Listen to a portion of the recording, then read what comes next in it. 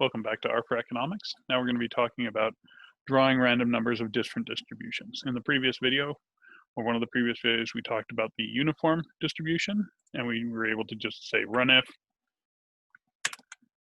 and we could get our numbers that we wanted. Now, what does this distribution look like? Well, let's draw 5,000 observations. And if you haven't gone to it already and looked at the plotting, this is going to draw a histogram of our distribution.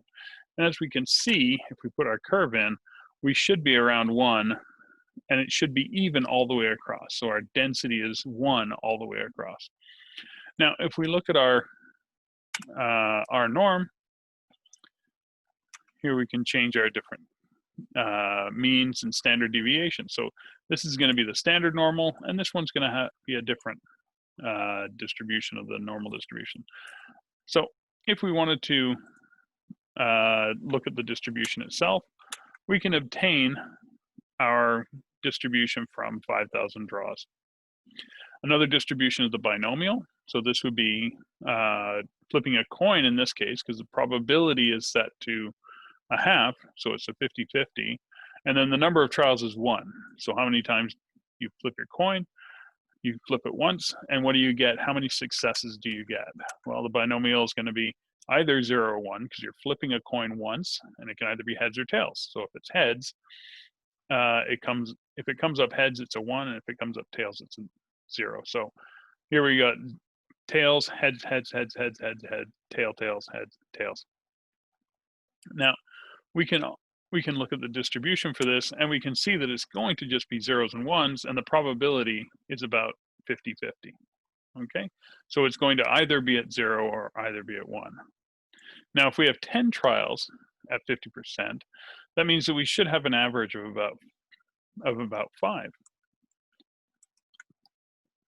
So in this one, we happen to do 1 trial, and we got 6. So in this trial, we flipped the coin 10 times, and we got 6 heads came up. Now we can do the same thing 5,000 times and look at the histogram of this. We can see that it's centered at 5, and it's very similar to the normal distribution. Now, what about the exponential function? The exponential function is something that decays exponentially, but it'll have a mean of 1 over this number.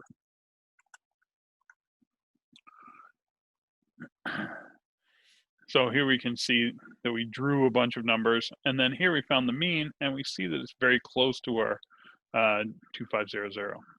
Now we can draw this graph, and we can see that it's decays. So it starts really high, and then it decays down to something that's very small, probabilities really far out. The Poisson distribution is all about counts. So how many times do we draw until we get a failure? So we draw 1, 2, 3, 4, and we fail, then it says 4. So this is the type of draw. It's a Poisson distribution. So this one's going to have a mean of about 4. If we look at the distribution, we see that the mean is somewhere around here, which is 4, and we can see this is the successes, but it'll always be, you can see that it's always going to be an integer number, because it's dealing with trials very similar to what was going on in the binomial distribution. The next one is the gamma distribution. This one is more nuanced as far as use. Has an interesting shape, kind of looks like the exponential function. And in fact, certain shapes will actually coincide exactly with the the exponential distribution. However, if you change the shape, you can actually change it so that it's centered somewhere outside. So we can see that it's centered more closer to 5, even though it's not actually 5. Okay, and it's got a very low probability here, and you can see that it's very skewed. So the chi-square distribution, again, we can draw numbers using the R chi-square, CHISQ, and we can look at the chi-square distribution with 2 degrees of freedom. Again, this is very similar to what we see, which is a lot of distribution piled up near 0.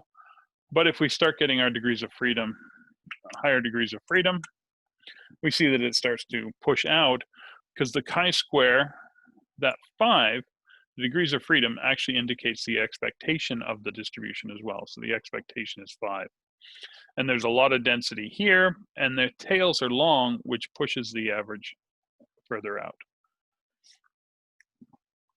The F distribution, so it's going to have 10 trials, and it's going to have degrees of freedom, let's say 20 and 40. We can do 1,000 observations. We can see that it has this characteristic shape. Looks very similar to the chi-square, but it's not quite chi-square. If we change around the distribution, we can see that now it's got more things piled up closer to this, and that's dependent on the degrees of freedom ordering.